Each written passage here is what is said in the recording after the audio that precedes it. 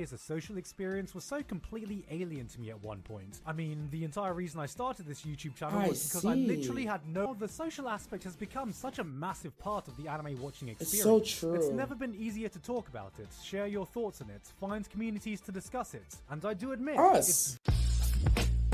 You nasty. Talk about Sage, man, behind the camera director. Here's another gigguk reaction. The 2010s, the decade anime grew up.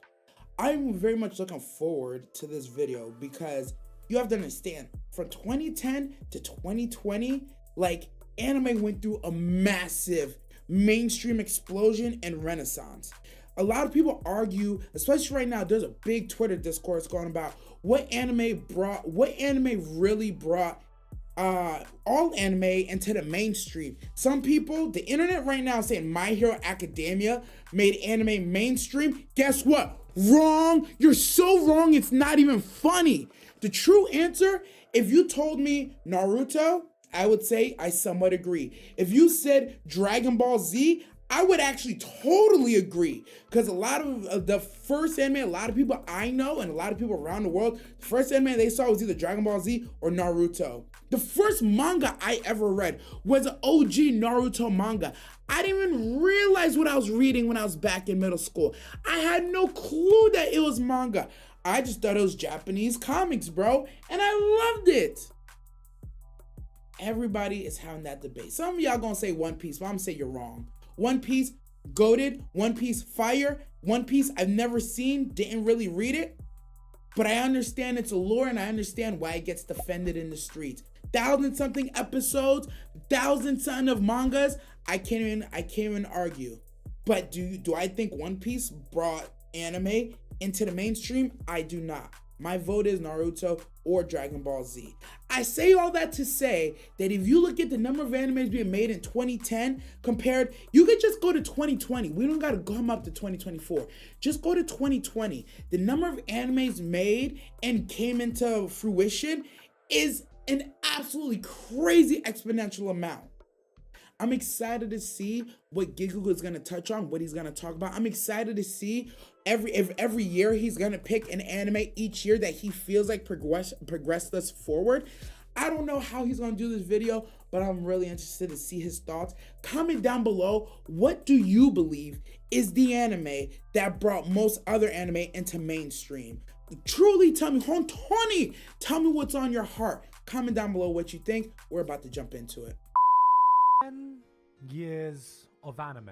The start of 2020 marks the start of a new decade, and with that also comes the end of a decade of anime. 10 years is a pretty damn long time, especially if you take a look back at just how much has changed within that time period. So instead of doing a top X anime of the 2010s, which pretty much everyone else has already done at this point and would be far too much work for a video already 2 months into the new year, I thought I could take this opportunity to reflect on what's happened to anime as a whole in the past 10 years from the perspective of someone who's been an avid fan of the medium for the entirety of that time. I've watched as anime has slowly grown and changed over the years. We've seen a lot of good, Hunter the GOAT, bad. We've seen a lot of weird, which we've come to expect from anime. So you know what? Let's start with that. Just how much did anime grow in the 2010s?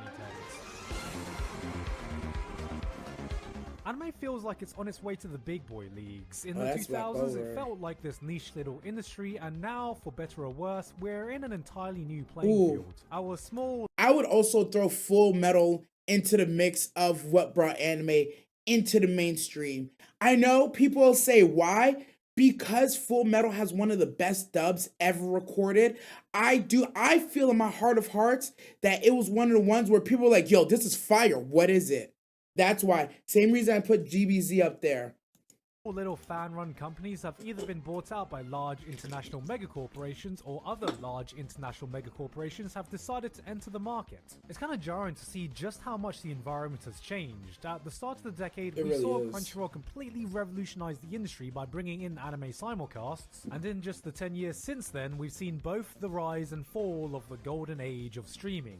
Yes, it really is over. Though, to be fair, this isn't an anime exclusive problem. There was a time when all you needed was a Netflix account and you would have access to pretty much everything you wanted to. And there was also a time when you could look up the upcoming season, pick every new anime that looked interesting to you, and think to yourself, yeah, these will probably all be on Crunchyroll. Nowadays, streaming feels like it's getting closer and closer to that cable model we thought we had left behind. However, thanks to that golden age, anime's increased accessibility meant a lot more people got to watch it. The medium is far more popular than it ever has been, validating what we as fans always knew. Anime is fucking great, and if more people got the chance to see it, they'd probably like anime too. Honestly. And that is exactly what's happened.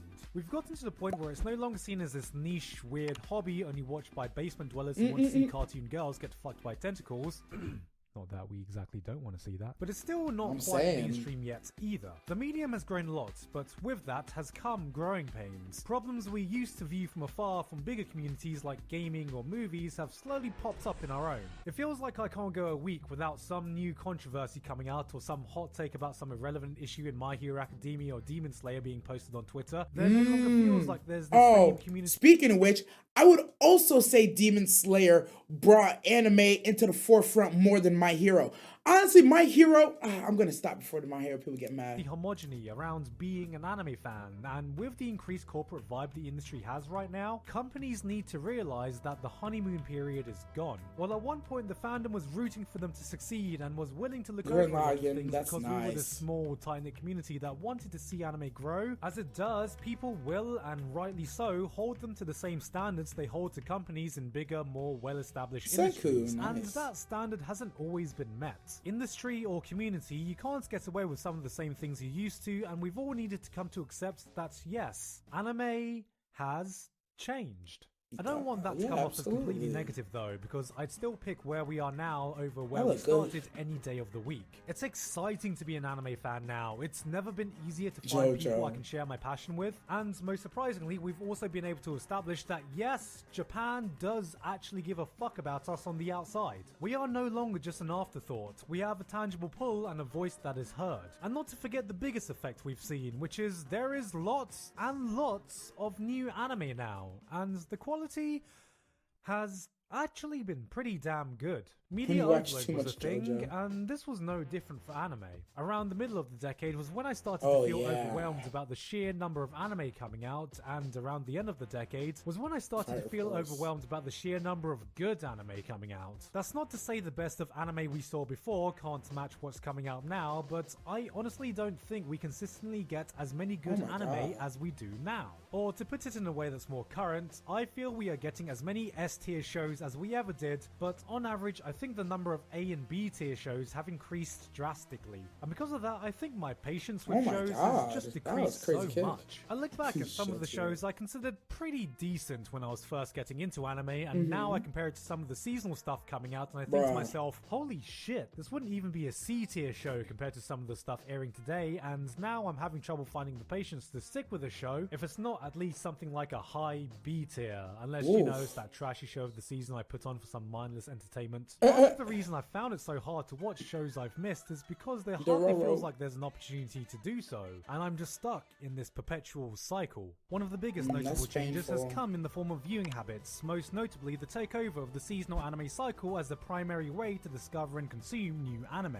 This is something I've only really seen take control within the last 10 years. The first anime I ever found myself watching weekly was Nisei Monogatari in 2012, and I feel it was around that time at the start of the decade where the whole concept of seasonal anime started to become a thing. Before that, I was never concerned about looking for the newer shows. I was just looking for good shows. I looked to the classics. I looked to shows I'd never heard of. I looked to shows that had a cool looking character someone had set as their profile picture and gave a blind watch based on just that. There wasn't this homogenous place anime fans looked to find new shows, and we had the entire history of anime as our playground. Of course, now it's far more focused on what's hot and new. Like, even if you're not following the newest seasonal shows weekly, it's likely that most of the shows you'll find yourself watching have come out within the past year, and only occasionally goes further back than that. So, what changed? Obviously, the rise of instant streaming platforms allowed us access to the newest anime at a rate we never had before. No reliance on fan subgroups to pick up a show, no waiting for episodes to get subbed. They were out as they were airing in Japan on a consistent schedule. And importantly, that gave anime this social aspect. The seasonal cycle gave us ground zero we could gather around and discuss, us that was far more tangible than the unwritten classic anime list we had before. Like, even for casual watchers who don't follow the cycle, they still would have heard of a show like Demon Slayer when it was out because everyone just started talking about it. Instead of asking, what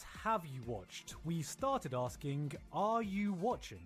To me, this is the biggest change. The idea of watching anime as a social experience was so completely alien to me at one point. I mean, the entire reason I started this YouTube channel was because I literally had no one I could talk about anime with. And the ironic fact is that if I had gotten into anime within this past decade, there would be no gigguk.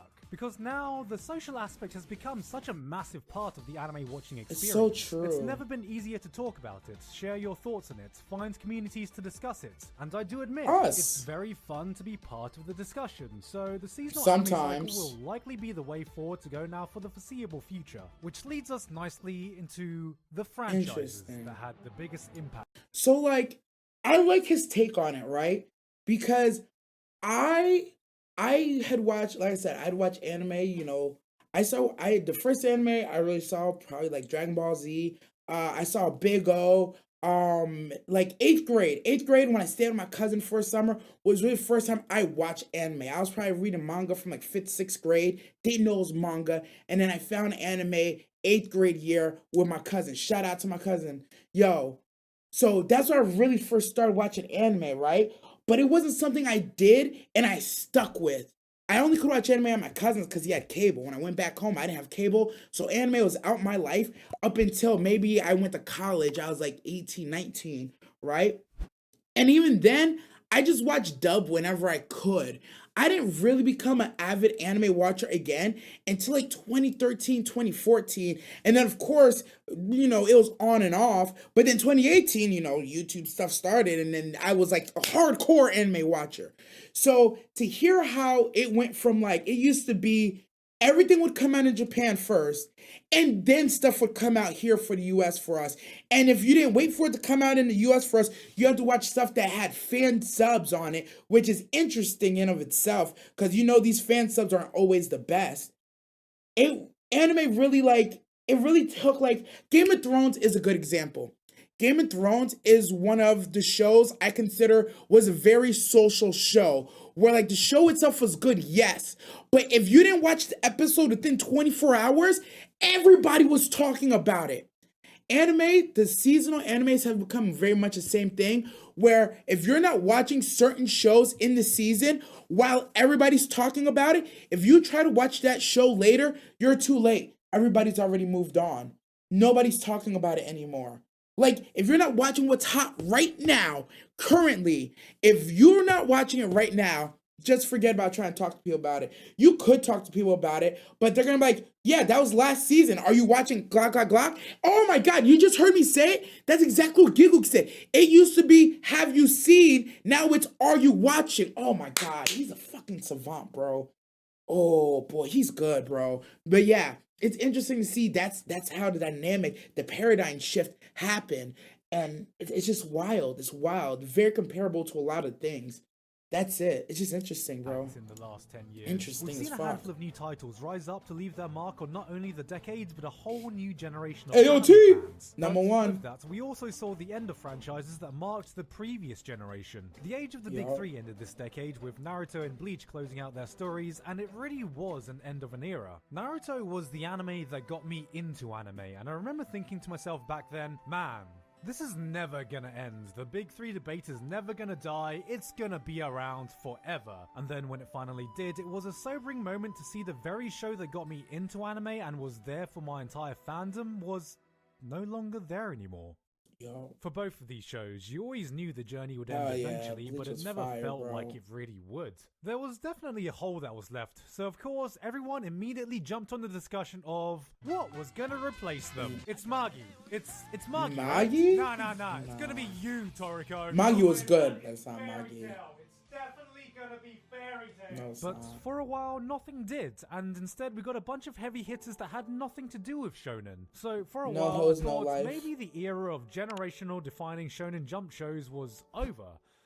Turns out I didn't have to wait too long to be proven wrong. Aspect. As for other big franchises that I feel left their mark on the decade, it's hard to deny the almost mainstream reach that One Punch Man was able to achieve in its prime. Madoka effectively changed every new magical girl show after it into this dark, messy edge fest, completely missing the point of what Madoka tried to do in the first place. It's hard to imagine that at one point, JoJo was this super niche franchise that only the most dedicated of fans would have heard of. That's my ringtone. Now has become a staple of the anime fandom. Whether you've seen it or not, if you're an anime fan, you've heard of JoJo because it's kind of become that gatekeeper that differentiates the completely casual watchers to someone who is more active and aware of the anime community. Monogatari to me feels like it left a massive mark on the deeper weeb community because it feels like it represents the weirder side of anime that we saw this decade. To this day, I still can't comprehend how it became such a huge hit, but it really opened my eyes to what felt like a new art form I could enjoy. From what I think are the best girls of this decade to a scene many of us weebs will look back to and say, yeah, I think this was the start of my degeneracy. But for me, my personal franchise I'll remember this decade for will have to go to Attack on Titan. The #1 anime of all time. time. Good show that has gotten better with each season, or because of its massive popularity that made it one of the most prominent anime of the decade. No, what cemented it for me was one insignificant day when I was still working an office job. While having a coffee break with some guys, chatting about what we got up to on the weekend and the latest football scores, one of my co-workers out of nowhere turns to us and asks if we've heard of this show called Attack on Titan. I was so taken aback that I had just heard an anime being brought up in a normal daily conversation that I just stood there and stared at him in silence for a good few seconds before asking, sorry, what was that you just said? Oh yeah, there's this new show called Attack on Titan. It's like this cartoon from Japan. I think it's like called an anime or something, but it's actually really good. And it's moments like this that will make Attack on Titan the franchise I'll remember, because for the first time in my life, anime seemed cool. It was a show that wasn't just popular for anime fans, but something that could be watched by anyone. And coming from a childhood where I got bullied for liking anime as a kid, to being a complete closet fan as a teenager for fear of being mocked and ridiculed, it was a moment I never thought would ever happen. The feeling that I didn't need to be ashamed or hide the fact that I watch anime, and as stupid as it sounds now, that was a big deal for me. Today, it's become a much more accepted medium overall, and looking back, it was Attack on Titan that really laid the groundwork to allow this You know, I never would have said that. Other little franchise that I missed that might have had a small effect. I'm not gonna lie to you. I read Attack on Titan through college up until what's called season 3. I read until he was like, Eren? Mikasa? Who's that? I read up until that point. I personally love AOT. It's my #1 anime of all time. It'll never move from that top spot. But I never would have said that AOT, in my eyes, is what brought anime into mainstream. I really feel like AOT was very niche up until maybe I want to say when the 4th season started, maybe like the 3rd season started. That's where I feel like, it's kind of, so in my mind, I already had Naruto way ahead of it and what made it mainstream. I wouldn't have said AOT, but hearing gigguk says it, I ain't gonna lie, that shit makes me feel good. That's my GOAT, bro. That's my GOAT. Bleach is another one that I hadn't considered that would have had a bigger influence. I don't think it's big as DBZ. I don't think it's big as Naruto bringing it to mainstream, but Bleach is a good one that I didn't consider. Bleach is also my top 3. I'm not gonna say it's not number 3. Bleach might be number 3, but I'm gonna leave that right there. I'm just gonna leave it right there. Because every decade has their own trends that took over. And we can often Sword Art Online? Is that what he's referring to? Exactly where that trend began. No. Sword Art Online was good. Doing cute things. Original Isekai one. was the trend we are going to remember this decade for. You know it, I know it, we've all talked about it enough. Let's move on, because one other thing that's seen great change is films. A lot of people asked why I didn't mention any films in my 2019 retrospective, and the simple answer for that is because, well, I just didn't get a chance to see many. The only one I did get to see was Promare, which was fucking awesome, luckily because it got an English dub theatre release. Oh, wow. Here in Japan. With Japanese subtitles. What? Yeah. I don't know which dimension I've woken up in either. The reverse Uno card dimension? Before, the thought of seeing anime movies in theaters was a distant pipe dream outside of limited Ghibli film runs, but now, if a film even has a moderate amount of hype around it, there's a decent chance it'll get a screening in a major city, at least if you live here in the West. Love it or think it's overrated, you can't deny how much the anime film industry has your name to thank for its current environment. It broke box office records worldwide and proved that there was a market for anime films, prompting every major outlet to ask, have we found the next Miyazaki? For like the third time. While we haven't reached that same kind of community homogeny where we can talk about the latest films and expect everyone to have gotten a chance to see it, the fact that we even can see an announcement for a new hype anime film and think to ourselves, wow, I can't wait to see this when it comes out in theaters, is absolutely amazing to me. And I hope this is a trend that will spread even further globally during the new decade. I mean, look at all the new anime films we have to look forward to, like How Do You Live by this young up-and-coming director. Who knows, if this film becomes a big hit, he might even become the next Miyazaki. And I think that's everything I wanted to talk about. Looking back at the last decade as a whole, if I had to sum up what's happened to anime in a single sentence, for me, the 2010s is when anime started to grow up. It grew outside of the confounds of hardcore fans discussing it in online forums. It grew from being a niche industry that only catered towards one country. It grew from being this small, distinguishable medium to a flourishing staple of nerd culture as a whole. It's been a joy to see the journey it took, not just as a fan, but someone who's been creating anime content on YouTube for that whole time. Yes, if you didn't know, my first upload was in 2007, and somehow in that time I've grown enough to become a professional anime... Oh, no. Get that word away from me. What's worse? The only two options for my job title. Absolutely. That's the best. I have a lot to be thankful for in these past 10 years. I never actually thought anime He's just like me for real. But one thing I don't think would have ever changed regardless of what happened is my passion for this medium. It's been an exciting 10 years of anime, and I don't know what the next 10 years are going to be like, except for the fact that I'm definitely going to be there to watch it all the way.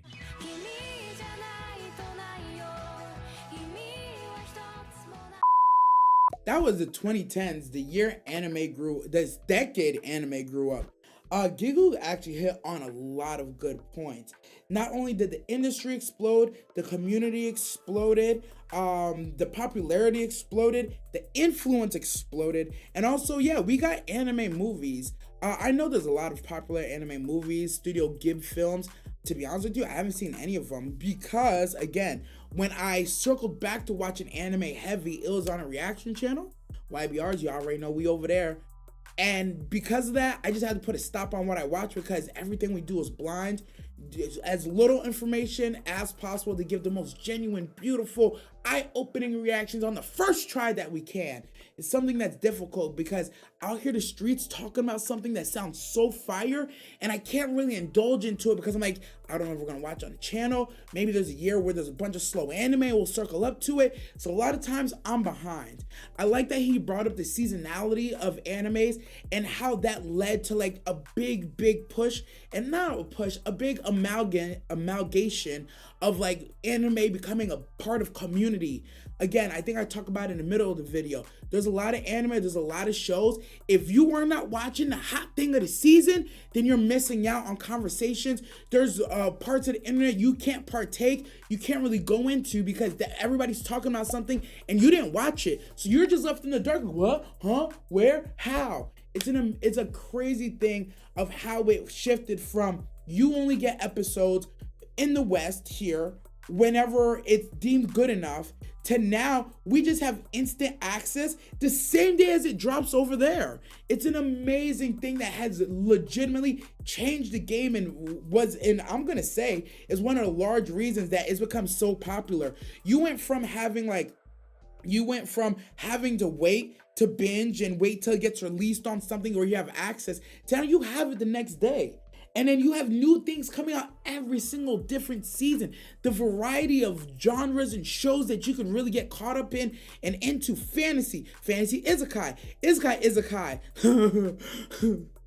I'm dumb, I'm gonna mess with y'all. But you know what I mean. And it's just very interesting to see that's how it started. Because I'm not gonna lie, even I learned some stuff. Because in my mind, it just always made sense that anime was seasonal like TV shows. But no, it's not like that. The drops back then were very much different. I just happened to pick up anime at a time where I picked it up mainstream. I became mainstream in the middle of the Renaissance. So it was a very eye-opening experience because, like I said, I was very in and out of manga, very in and out of anime for most of my life until maybe like the last 5-6 years where it just became a mainstream integral part of even my life. And it's just real, yeah. To see where it's grown from and to see where we are at today. Wow. He also touched on a lot of points on a lot of anime that I'm not going to say I've forgotten, but I wouldn't have considered it's not anything I would have considered as what propelled anime into the mainstream. He says the first time he heard somebody talk about AOT, he was like, oh man, anime is here. And then he mentioned Bleach too. I'm not gonna lie to you. You know why I like that he didn't mention? Peace. Like I said, One Piece is one of those ones. If I were to try to introduce someone, when I think about what brought anime and anime that brought people into mainstream, I think of something that's fresh, kind of new, digestible, or has a legendary track record. One thing I'm not gonna do is recommend somebody something that's over 1,000 long. I'm gonna recommend something that, like, you know, it just touches on all the right notes. Even me personally, AOT is my favorite anime of all time. If I was talking to somebody who's never seen anime before, I'm not telling them to watch AOT, bro. I don't know how that would go. I would be scared to like deter them from watching other shows. I personally, as I think about it, depending what somebody's taste is, Dragon Ball Z is a good option. Bleach is a fantastic option. One Punch Man is a funny but well-written option. Mob Psycho is an excellent option to get people into it. There's a lot off the top of my head that I would refer to before I go to some of the greatest of all time. But that's just me. It's interesting to see how people's tastes vary and differ. But yeah. Great video from Gigguk. Again, comment down below, what do you feel like was a show that really brought anime into the mainstream? Just comment that down below. We don't have to argue, we don't have to agree, we don't have to say whether each other's takes are good, stupid, makes sense, doesn't make sense, because it's all arbitrary. It all goes about how you grew up, how you first found anime, what your taste profile is, even who your friends are. There's some anime that I only watched because my friends had watched it or referred me to it. There's some anime where it's like, somebody's like, no, don't watch that, that's trash. It's like, okay, so I just didn't watch it. So comment down below, what do you believe is one of the animes that really brought anime into mainstream? It doesn't have to be from the 2010s. It could be something earlier. It could be something later. Whatever you think it happens to be. I want to hear what the streets got to say. I want to see if we have a consensus or if it's just widely varying, because it's a very interesting topic that's been popping not only on Twitter recently, but Gigguk touched on this in 2020, which once again, Gigguk is far ahead of his time. That's why he's so successful, and that's why he makes some of the best videos on the goddamn platform. With that being said, we're going to end this here. I'm your man behind the cam. As always, never forget, stay nasty, y'all.